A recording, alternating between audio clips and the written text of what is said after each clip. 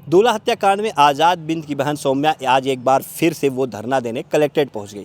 तस्वीरें आप देखिए किस तरह से सौम्या कलेक्ट्रेट परिसर में पहुंची, उसके साथ तमाम लोग नजर आ रहे हैं। जिस तरह से सौम्या ने कुछ दिन पहले वीडियो जारी करके ऐलान किया था कि 18 तारीख को वो फिर से धरना देने कलेक्ट्रेट परिसर आएगी और अनिश्चितकालीन धरने पर बैठेगी। तो सौम्या तकरीबन 10 बजे के करीब ही कलेक्ट्रेट परिसर में दाखिल होती है। इस दौरान उसके साथ लोग रहते हैं, हाथों में तख्तियां, न्याय की गुहार लगाने वाले स्लोगन लिखे हुए, आज़ाद बिंद की तस्वीरें लगे हुए, मेरे भाई को इंसाफ दो, ऐसे स्लोगन लिखे हुए तख्तियां लेकर के लोग कलेक्ट्रेट परिसर पहुंचते हैं और पूरा कलेक्ट्रेट परिसर में चक्कर लगाते हैं, नारेबाजी करते हुए, प्रशासन के खिलाफ नारेबाजी करते हुए, सरकार के खिलाफ नारेबाजी करते हुए। उसके बाद धरना स्थल पर जाकर के सौम्या जो है वो धरने पर बैठ जाती है। अनिश्चितकालीन धरना सौम्या दे रही है अपने भाई को इंसाफ दिलाने के लिए। इस दौरान कलेक्ट्रेट परिसर की तस्वीरें अगर आप देखेंगे तो भारी तादाद में पुलिस फोर्स भी जो है वो नजर आती है। यानी कलेक्ट्रेट परिसर को पूरी तरह से छावनी में यूँ कहें कि तब्दील कर दिया गया था। हर जगह जो है पुलिस के जवान मौजूद रहे और धरना स्थल पर भी काफ़ी संख्या में पुलिस के लोग मौजूद रहे। इस दौरान काफ़ी लोग, काफ़ी मीडिया कर्मी वहाँ मौजूद रहे और सौम्या से जब सवाल किया गया,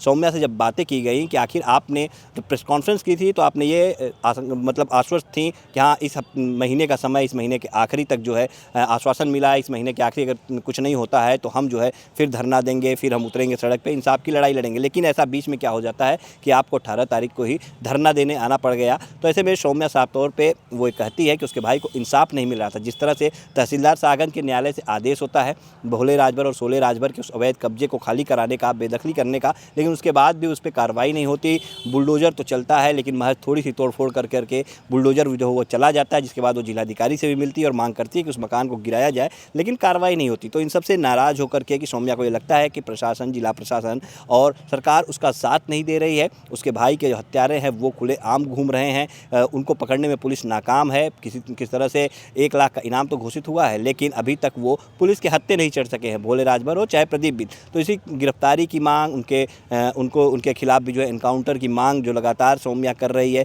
इन्हीं सब मांगों को लेकर के एक बार फिर से वो कलेक्ट्रेट परिसर पहुंची और इस बार वो अनिश्चितकालीन धरने पे बैठ गई है। सुबह 10 बजे से उसका धरना जो है वो जारी है और अभी भी वो धरने पे बैठी हुई, जिस समय आप तस्वीर में वीडियो देख रहे हैं उस दौरान भी उसका धरना जो है वो जारी है। तो क्या सौम्या का धरना जो ये अनिश्चितकालीन है ये चलेगा? क्या धरना समाप्त होने के पहले उसे इंसाफ कुछ मिल जाएगा, उसके जख्मों पे मरहम लग जाएगा, या फिर सौम्या को बीच में ही धरना जो है वो अपना समाप्त करना पड़ेगा? क्या कुछ होगा इस पे भी हमारी नज़र रहेगी। लेकिन इस दौरान हमने सौम्या से जब बातें की, सौम्या से जब सवाल किया, तो सौम्या को हमने एक वीडियो दिखाई जो आज़ाद बिंद की वीडियो, क्योंकि आज़ाद बिंद की वीडियो लगातार अब सोशल मीडिया पे वायरल हो रही है। ऐसी वीडियो जिसको देखने के बाद हम भी आश्चर्यचकित हुए, क्या आज़ाद बिंद भी ऐसा रहा होगा? जिस आज़ाद बिंद के साथ लोगों की सहानुभूति थी, जिस आज़ाद बिंद को लोग ये मान रहे थे कि हाँ आज़ाद बिंद दूल्हा बन करके जा रहा था शादी करने के लिए, उस दौरान उसी गोली मार कर हत्या कर दी जाती है। तो क्या आज़ाद बिंद भी कोई गैंग संचालित करता है? क्योंकि जिस तरह से आज़ाद बिंद के इंस्टाग्राम के वीडियो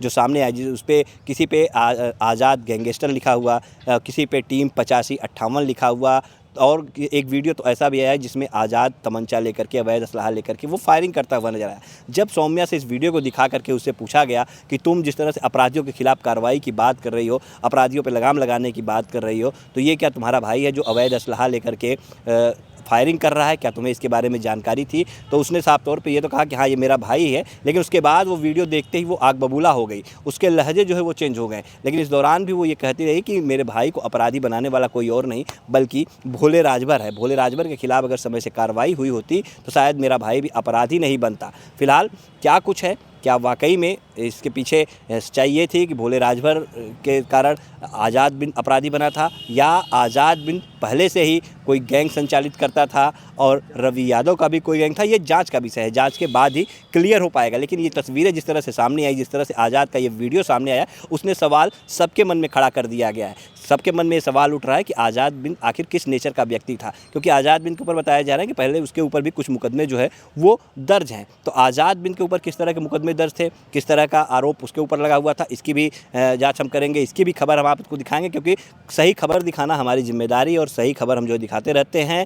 ऐसे में हमारी ये खबर आज़ाद बिंद के चाहने वालों को तकलीफ जरूर दे सकती है, क्योंकि अभी तक खबरें जो चल रही थी वो भोले राजभर के खिलाफ ही चल रही थी। लेकिन अब अगर आज़ाद बिंद की ऐसे वीडियो सामने आ रही है तो कहीं ना कहीं उसके समर्थक समर्थकों को, उसके चाहने वाले को, उसके परिवार वालों को बुरा लग सकता है, लेकिन सच्चाई क्या है ये सबके सामने आना बेहद ही ज़रूरी है। क्या कुछ कहना है बहन सौम्या का उस वीडियो को लेकर के, क्या रिएक्शन है, क्या कुछ है उसका आज के धरने को लेकर के प्लान, किस तरह से वो अनिश्चितकालीन धरने पर बैठी है, क्या कुछ का कहना, आइए आप सुनाते हैं। कुछ और वीडियो सोशल मीडिया पर वायरल हो रहा है, क्या ये आपके भाई हैं? जी ये वीडियो आपने देखा है कभी? नहीं, ये वीडियो नहीं कभी देखा है। ये आप बंदूक चला रहे हैं, ये देखिए। हाँ देख रहे हैं, ठीक है भैया। घटना दुखद थी, आपके साथ हाँ, मिला खड़ा है। ये वीडियो फोटो हर जगह सोशल मीडिया पर। अच्छा, तो हमारे भाई का आप लोग को अपराधी बनाने के लिए समाज ये पूरा काम कर रही है, ठीक है। मेरे भाई की बारात जाते वक्त जो अपराधी मार दी, मेरा भाई किसी का हत्या किया था, किसी को मारा था, वो खुद मार खाया है, खुद जगह हर जगह। और ये बंदूक उठाने का जिम्मा भोले राजभर ने किया, भोले राजभर ने किया। ये किसी को नहीं दिख रहा है क्योंकि उसने मेरे भाई को मारा था। और अगर बार आई थी तो आपने कहा था 30 जून तक का समय मिला है, आश्वासन आप थोड़ा सा 30 मई सर हम मानते हैं आश्वासन। ये बताइए आज आश्वासन पे आश्वासन कितने दिन से मिल रहा है? घर गिराने के लिए बोला गया, आज तक सुने हैं किसी का जीसीबी बिगड़ गया है? किसी प्रशासन का जीसीबी बिगड़ा है घर गिराने में? मेरे केस में कैसे जीसीबी बिगड़ रही है बताइए? सब के सब यही पूछ रहे हैं कि आजाद क्या कर रहा था, आजाद कहाँ था? ये कभी पूछा कि आजाद उस लाइन पे गया कैसे, गया क्यों था, क्यों गया था? भाई हम खुद सोचे थे, लेकिन हम उसको समझा रहे थे कि भाई मारेंगे उसको, लेकिन तब मारेंगे जिस दिन पैसा भी रहेगा, शासन भी रहेगी साथ, और उस लायक रहेंगे लोग सुने हमारी बातें। लेकिन अगर कोई भी लड़का रहेगा, आप भी रहेंगे भैया, आप रहेंगे ना तो 100% मारेगा तो आप भी अपराधी बनेंगे। मेरे पास बनेंगे। सुनिए, अपनी बातें रखो, मेरी बातें मत। पूरे गांव में जाइए और पूछिएगा कोई मेरे पापा को जानता था? मेरे पापा कभी नहीं रहते थे, गांव में रहते ही नहीं, फिर भी मेरे पापा को ये लोग मारे थे। अब भी यकीन नहीं है, जाके एक्सरा करवाइए मेरे पापा का, दोनों पैर दोनों हाथ करवा लीजिए। मुंबई जा रहे थे उसी दिन मारे थे। और क्या कर रहा था? मेरा भाई छोड़ने जा रहा था, उसके बाद तुम मेरे भाई को छोड़ने दिए होते, पापा को छोड़ने, पापा को मारने की क्या? अगर तुमको कुछ भी था, पापा से कहे होते कि आपका बेटा ऐसे ऐसे कर रहा है, एक बार समझाइए, दूसरी बार अगर कुछ करेगा तो हम मार देंगे, तब हम शांत रहते ना, तब तो हम जानते कि आप सही। लेकिन वो इंसान आए दिन किसी को भी रोड पे रोकता है, रोड पे रोक के मार देता है, उसके ऊपर कार्रवाई नहीं होती। पता नहीं कितने लोग को मारा। इसके लिए मेरे भाई को मुलजिम बनाने के लिए ये प्रशासन लपट गई है, अच्छी तरह से लपटी है। ये क्यों? ये नहीं देख रही है वो कितने लोग को मारा? उसको पकड़ने के लिए नहीं ये प्रशासन लपट रही है? क्यों नहीं लपट रही है? आगे क्या बात? हमारी यही मांग है, मेरे भाई के जो अपराधी है उनको जड़ से खत्म कर दिया जाए। कोई भी अपराधी भागता है, उसका क्या होता है? सीधा ऊपर पहुंचाने का काम, तो उसको ऊपर पहुंचाया जाए। मेरे भाई को वो लोग मारे ना, हम चाहते हैं मेरे भाई को मार दिया ठीक है, लेकिन अब वो भी नहीं बचने चाहिए। और जिस टाइम उसकी खुशी थी उस टाइम वो लोग मारे हैं ना, हम चाहते हैं पूरी जिंदगी भर पूरा समाज देखे कि ऐसा अगर कोई करेगा दोबारा किसी के घर ऐसा नहीं होगा। क्योंकि हम नहीं चाहते कि अब किसी के घर का लड़का ऐसे मरे और किसी के घर का लड़का अपराधी बने। और ये सब हमेशा बोलते हैं, क्यों बोलते हैं? इसीलिए बोलते हैं क्योंकि भाई भी मेरा थोड़ा सा दिमाग का जो भी सनकी निकला, क्यों निकला? भोले राजभर की वजह से। मेरे पापा को क्यों मारे थे वो? ठीक है, मैं अपनी गलती मैं मानती हूँ, अपने भाई की गलती मानती हूँ।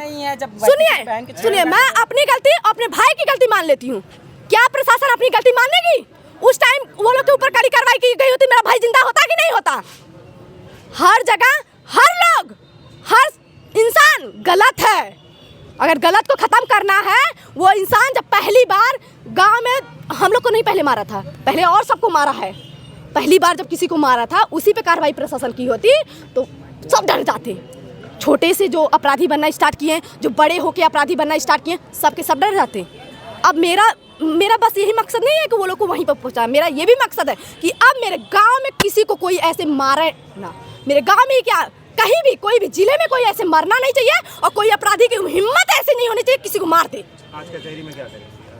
अब यहीं बैठेंगे, अनिश्चित धरना काल है और बैठे रहेंगे, तब तक बैठेंगे जब तक मेरे भाई का अपराधी खत्म नहीं होंगे। तो सुना आपने सौम्या ने क्या कुछ कहा। सौम्या ने साफ तौर पे ये कहा कि उसके भाई के हत्यारों को सज़ा नहीं मिल रही। हत्यारे जो है वो फरार चल रहे हैं। भोले राजभर जो है उसने ही उसके भाई को अपराधी बनने पे मजबूर किया और उसके खिलाफ कार्रवाई की मांग लगातार सौम्या कर रही है। और इसी कार्रवाई की मांग, इसी इंसाफ की लड़ाई को लेकर के, न्याय की मांग करते हुए सौम्या आज जो है वो धरना पर बैठ गई है। अनिश्चितकालीन धरना उसने जो है वो शुरू कर दिया है। कलेक्ट्रेट परिसर में धरना स्थल पर वो धरने पर बैठी हुई है। उसके साथ तमाम लोग भी जो है मौजूद है, बैठे हुए हैं। अब ये कितने लोग उसके साथ धरने में शामिल रहते हैं, कितने देर तक शामिल रहते हैं और कितनी दिनों तक सौम्या का ये धरना चलता है, क्या धरने पर से उठाने के लिए उसे प्रशासन पहुंचती है, क्या उसका धरना समाप्त कराया जाता है, क्या कार्रवाई इस दौरान इस बीच कोई ऐसी हो जाती है जिससे सौम्या संतुष्ट हो जाती है और धरने को खुद समाप्त कर देती है, क्या कुछ होगा इस पे हमारी नज़र रहेगी। फिलहाल अभी तक के लिए यही है कि सौम्या ने अनिश्चितकालीन धरना देना वो शुरू कर दिया है और इस बीच आज़ाद बिंद की कई वीडियो वगैरह भी सामने आने लगी है। तो आज़ाद बिंद के बारे में भी लोग जानना चाहते हैं कि आज़ाद बिंद कि आखिर उसका कैसा स्वभाव था और क्या वजह रही, ये सवाल सबके मन में चल रहा है कि आखिर क्या वजह रही जो आज़ाद बिंद की हत्या कर दी, क्योंकि हत्या की वजह अभी तक खुल करके कुछ सामने नहीं आ सकी है। तो इस पे भी सबकी नज़र है कि पुलिस कब इस पूरे मामले में खुलासा करेगी और कब ये सही स्पष्ट हो पाएगा कि आज़ाद बिंद की हत्या की वजह क्या है। फिलहाल लोगों की सहानुभूति आज़ाद बिंद के परिवार के साथ है, क्योंकि आज़ाद बिंद की उस दिन हत्या कर दी गई जिस दिन वो दूल्हा बन करके शादी करने जा रहा था। और लोग यही मांग कर रहे हैं कि दोषियों को बख्शा नहीं जाए, लेकिन साथ ही कोई निर्दोष इस पूरे मामले में फंसना भी नहीं चाहिए। ऐसा पुलिस प्रशासन जो है वो कार्रवाई करना चाहती है। अब पुलिस की कार्रवाई क्या होती है, आगे क्या कुछ इसमें होगा, उस पर हमारी नज़र रहेगी। फिलहाल क्या कुछ आगे होगा हम आपको ज़रूर बताएंगे। तब तक के लिए दीजिए इजाज़त।